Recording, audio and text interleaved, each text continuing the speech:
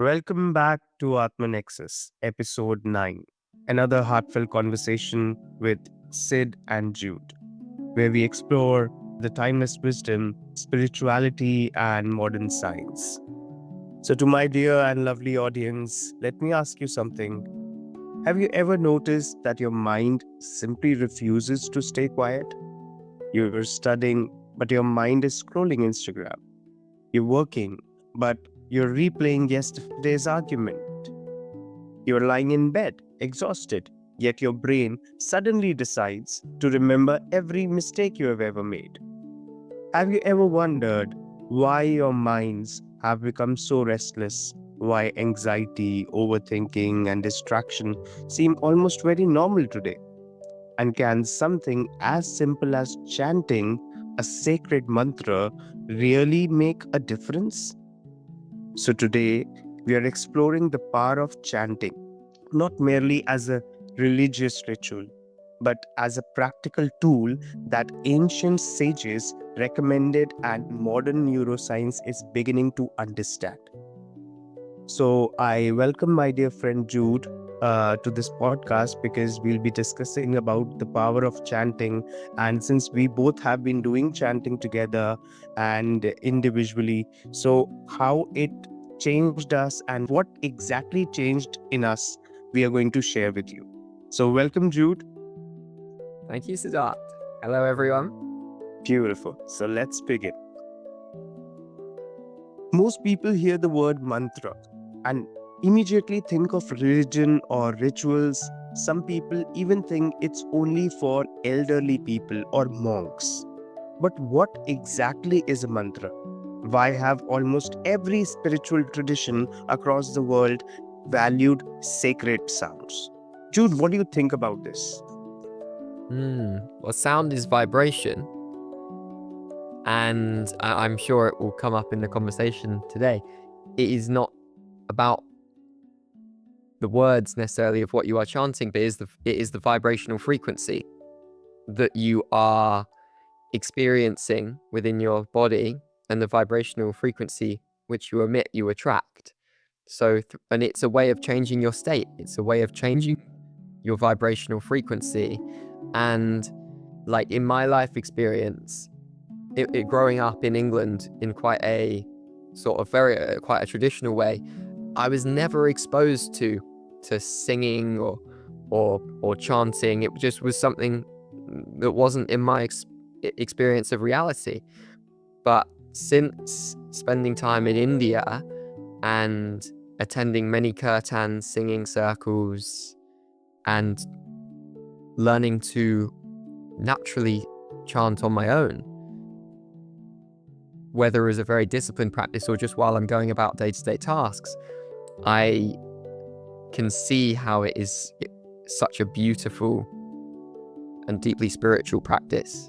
So beautifully said and explained. And Jude, if we talk about the word mantra as we studied together, so the Sanskrit word mantra comes from man, which means mind. Tra means to protect or liberate. So mantra literally means that which protects or liberates the mind. And the Bhagavad Gita, if I talk about, it tells us that the mind is naturally restless and difficult to control. So today, the distractions have changed from marketplaces to smartphones, but the restless mind, it still remains the same. Perhaps chanting isn't about changing God, it's about changing the direction of our mind. And when we chant regularly, it's like a meditation. It changes the state of your mind and you feel much more relaxed. And if I talk about myself, I feel quite empowered after chanting. So many people ask, like, how can repeating one sound again and again possibly change my brain? Isn't it just a repetition? What's actually happening scientifically and spiritually? So, what's your take on this, Jude? Oh, I think I used to be super skeptical about chanting and mantras. It took me a long time to come round to them, but it's only been through my experience that I feel the power. in the mantras and the how it can change my state. Like often now, if I notice that my mind is chaotic or anxious or overthinking, I recognize that in my mind and I will start to chant a simple mantra. And doing that for 10 or 20 minutes completely changes my state of mind. My mind becomes calmer and more peaceful, and the thoughts that were very loud have now become quiet or silent. And I would say it has to be experienced to be understood. It's like anything. If as long as it's just theory and there's no experience, you don't know what it truly is. And it's like going to a kirtan with many people. If you engage with that and you are open to receiving that experience, you will feel the energy, you will feel the vibration, you will feel the connection. And in that experience is the answer to your question, I believe, Siddharth. You're right. We attended Kirtans together, and the community chanting was altogether a different experience. And in India, like, we were taught to chant from the very beginning. Like, by my grandmother, I was taught to chant, and I used to chant from when I was a young boy, and I never questioned it. But when I grew up, I slowly started questioning what is it, and when I indulged more into yoga and spirituality. So when I was researching, I read modern neuroscience. It tells us that repeated thoughts, they strengthen the neural pathways. If we repeatedly worry, the brain becomes better at worrying. And if we repeatedly return to one peaceful sound, the brain slowly becomes better at remaining calm and focused, because our focus was on the peaceful sound. So, studies on mantra meditation have found reduced activity in fear related brain regions. Like, it brings better attention, emotional regulation. And if I talk about Patanjali, Rishi Patanjali, so he also beautifully says in Yoga Sutras that repeating the Om and then contemplating on its meaning is the main thing. So now the thing to notice here is he doesn't simply say just repeat, repeat, repeat. He says repeat and contemplate. So the meaning matters as much as the sound, which I feel most of the people don't understand. So are we really chanting or just counting? This is something I personally feel people misunderstand. Okay, I have done 108 counts, now I'm safe and secure. No, that's not the case. Many people, they become obsessed with completing 108 chants as quickly as possible. But if my mouth is chanting while my mind is planning tomorrow's meeting, is that really chanting? What do you think about this, Jude? I think you make a fantastic point, and what I'm hearing in what you're saying is it's not just about doing the task, but it's about your intention and your presence and how fully you're in the experience. Like, what role do you think intention and focused attention plays in your experience of chanting? I feel this mechanical repetition, it doesn't bring transformation. Whereas the focused repetition, that it brings presence, and presence is there, so you feel much calmer and you feel the essence of the mantra, whether it's the Gayatri Mantra, the Maha-Mantra, Om, or any sacred name. So don't just simply pronounce the words. Feeling them is more important, and visualizing them. So, whenever you are chanting the mantra, when you are focusing, you should remember the qualities of the divine. If you're chanting Krishna's name, supposingly, so you should remember his compassion, his guidance, his love. One heartfelt chant with complete awareness can often be more transformative than hundreds done absent mindedly. I feel this way, Jude. Yes, I agree with you. I agree with you. I think the point you're making right now is so important in this conversation.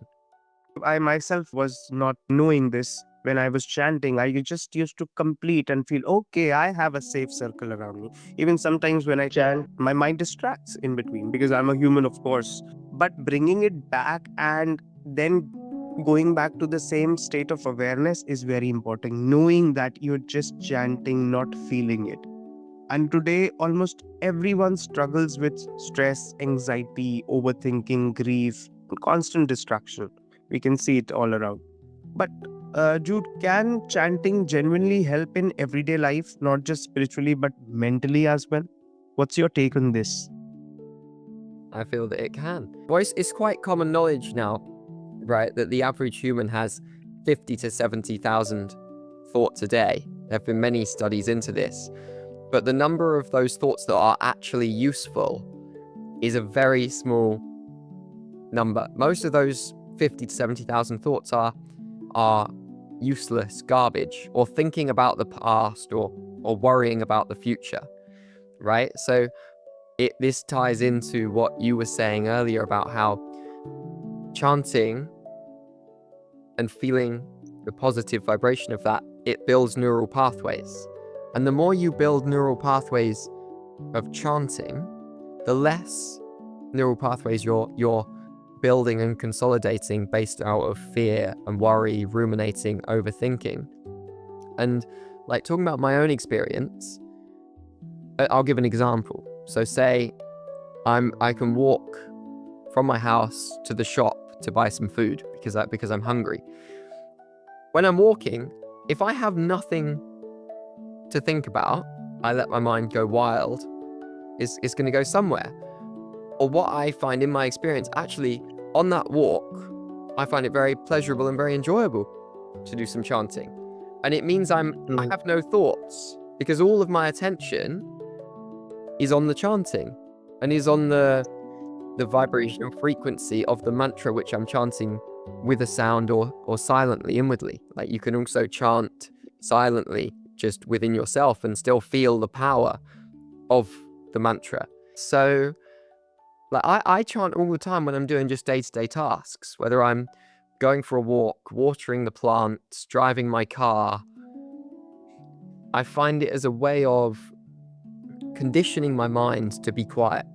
And often when I finish chanting, I'm in a deeply present, peaceful state.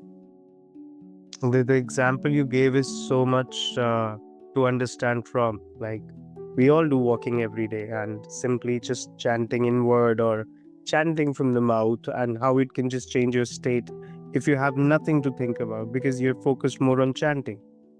So beautifully explained. Jude, when we were together, we studied about the parasympathetic nervous system. So, like, I was also reading about it, and I found that the rhythmic chanting, when we combine it with the slow breathing, it actually activates the parasympathetic nervous system, the body's natural relaxation response. Our heart rate slows down, stress hormone decreases, emotional intensity of difficult thoughts begin to soften, and something, I would say, remarkable happens. Every time our attention wanders and we gently bring it back to the mantra, we are strengthening the ability to focus. The same concentration, it helps us to study well. It helps professionals while working. It helps artists while creating. Even the parents while listening to their children because they are more patient at that time. And sometimes people think chanting is only about asking God for something. But what do our scriptures actually teach? Do you have anything to say on this, Jude? Like, is it just asking God to give something, or scriptures have something different? If you have any idea about this. So I'm not very well read in this. I've studied with many teachers, but I'm not a very good student in the traditional sense of reading and writing and studying scriptures. I try to let my experience and experimenting on myself be my experience. But I do know that from my studying that chanting the mantras, it helps you connect to the divine. And if everything is energy, vibration, and frequency, I see a connection in that the vibrational frequency of what you are chanting connects you to a realm of higher consciousness. But I would love to hear your answer to this question. From what I have understood and learned about this, uh, there's a mantra known as Gayatri Mantra. It is a prayer which asks for illumination of the intellect. And when I was reading Bhagavad Gita, it actually teaches mastery over the restless mind. And if I talk about Yoga Sutras, they teach that repetition should be there, but with contemplation.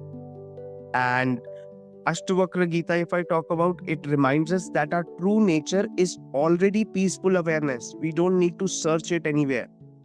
So, chanting doesn't create the self, it just removes the mental noise that hides your true self. Like allowing the muddy water to settle, the clarity was already there. We just had to remove what was not required.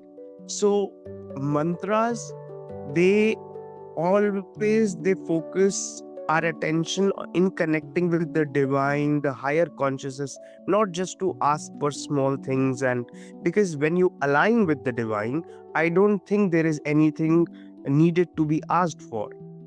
That's what I feel, Jude. Yes, because you are it. Yes, you're yourself it. Absolutely. I think what you said So, was chanting as a way to master the restless mind is so fantastic, and I feel like we should expand on this a little bit for the audience listening, because it's an invisible force, right? Chanting is very different to doing asana or pranayama, which you can copy what others are doing. You can see what they're doing. But we all have the opportunity to chant either outwardly or inwardly 17 hours a day. In all of our waking time, it's available to us. You can be chanting silently within yourself when you're doing almost anything. So it's such a powerful tool for becoming the master of your mind and stilling the mind into a state of quietness, which who doesn't want to be more peaceful, right? We live in a world where so many people are stressed, anxious, a slave to their minds effectively, whereas chanting is a very, very powerful tool. And it's like you say, it's a tool. It's not the answer, but it's a tool for bringing us back in connection with who we truly are. By making the mind quiet, we are naturally closer to our true selves. Like when the mind is silent, what problems do you have? right. It's a tool which leads you to that state. I think if we control the mind, everything else aligns very well, even the senses. And mind, body, and soul, they align so well if just we focus on this one thing, that is mind. Because we talked about mind being Maya. So, Jude, suppose someone listening has never chanted before. What simple practice would you recommend to them, like if they have to start chanting? I'll give a few different things. I would say if they are open to and close to them, they are able to go to a kirtan. That's a very nice introduction. Or a singing circle. But it's also very easy to practice on your own. We could give an example now of inhale through the nose. Then as you exhale, Om, you make the sound Om with every exhale. And then you inhale through the nose. Then with your exhale, it's Om. But it's inhale through the nose. Then as you exhale, making the sacred sound of Om. And that is chanting. Yes, yes. Like we can just choose one mantra, sit quietly, Yeah. breathe slowly, chant for 5 to 10 minutes. And I think we should not chase numbers. And we should not even chase mystical experiences and not worry about perfections. Instead, we should just bring our attention back to the mantra every time the mind wanders. Because transformation isn't hidden in the number 108, it's hidden in the awareness when you are just chanting. Because when you sit, obviously, a person starting to chant, the mind would wander. Even people who have been chanting for so long, their mind wanders a lot. But bringing it back and chanting with awareness again and again, the mind starts to wander, is, I think, real essence of chanting. And you feel it within yourself. Yes. And something I want to So, say for people listening who are new to chanting is be patient with it. It's like when you learn anything new, whether it's learning to drive a car, learning to drive a moped, learning to swim, learning a foreign language, when you start learning something new, it's often confusing and difficult, and it takes time and discipline and consistency in order to for it to start to become natural and for it to start to become second nature for you. So it's not a magic trick. It will take time and it will take consistency and devotion over time, but eventually it will get easier and easier and easier, like anything in life. so Jude, if you were to sum up everything about chanting and give it to people, how would you sum it up? I think chanting is a fantastic tool for quietening the mind. And I'm going to steal what you said about chanting being a way of mastering the restless mind. I think that statement really encapsulates a lot of my experience of chanting, my transformational experience of chanting, and what we're trying to convey in this conversation. And I would really like to hear the impact that you feel chanting has on your life. And I know it's something that you practice every day, but why do you do that? Why are you so consistent and disciplined with doing it every single day? If I talk about chanting, my grandmother and my mother used to make me chant when I was quite young.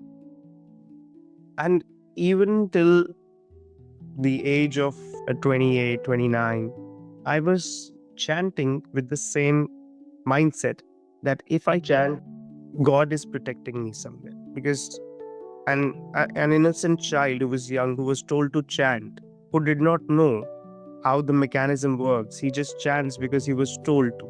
I used to blindly trusted my mother, my grandmother. I used to chant.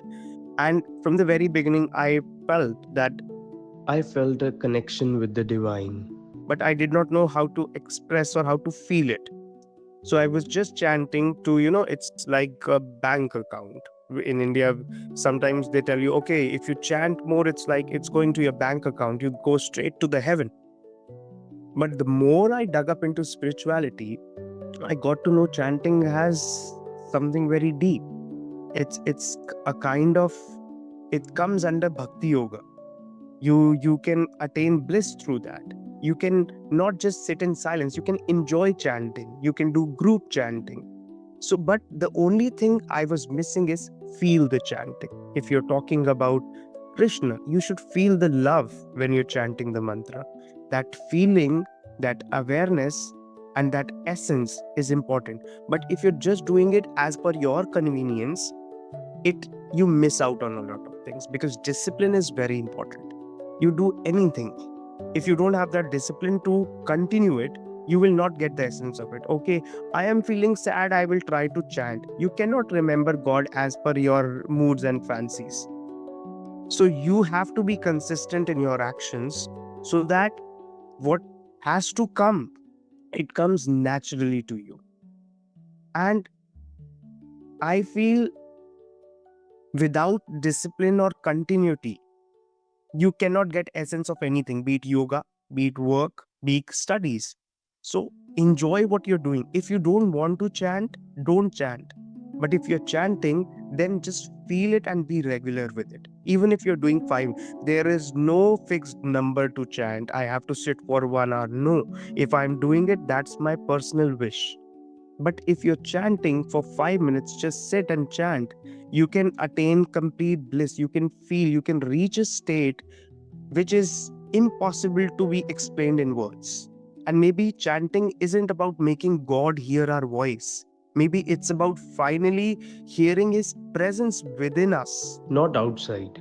So, to everyone listening today, tomorrow morning, before touching your phone, before checking social media, before entering the noise of the world, just give yourself 5 minutes. One mantra. Breathe slowly. Remember its meaning. Don't forget to read the meaning before you chant. And then feel its presence, because a peaceful mind is built one conscious repetition at a time. So it will make you reach a state which you won't be able to explain it to the other person. And one more thing, very important: if you're chanting, keep it private. You don't need to go and show it to the world. Sit in silence in closed room. Or maybe if you want to do group chanting, make your friends sit with you. Your circle of friends and people you surround yourself with, it changes.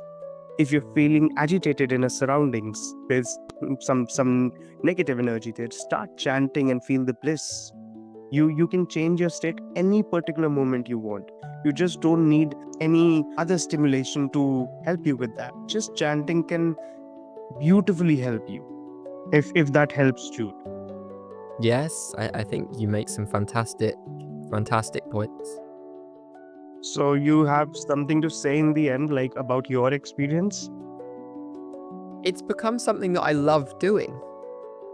I often wake up in the morning and a mantra will be chanting in my head when I wake up in the morning, or when I'm just like walking around my house. I don't need to be thinking, so I'm chanting a mantra. Or if I can feel that I'm in like a low mood, I will know that chanting will change my state of being. To me, it's become something very beautiful in my life, and it's something that I really love doing. It's very joyful. It is what I would like to share in this moment. Thank you so much, Jude, for sharing your experience, because it's more important for everybody listening. Because you were a person who did not chant, who was not exposed to chanting, and you started chanting and you felt that difference. And your personal experiences would mean a lot to the people who are going to start chanting, or maybe who are chanting but did not know what were they missing upon. So thank you for joining us for another conversation on Atmanexus, everyone. If this episode helped you in any way, do share it with someone whose mind has been carrying stress, anxiety, or restlessness. Until next time, I'm Sid, he's Jude, and remember, don't just chant with your lips, chant with your awareness. Namaste, everyone.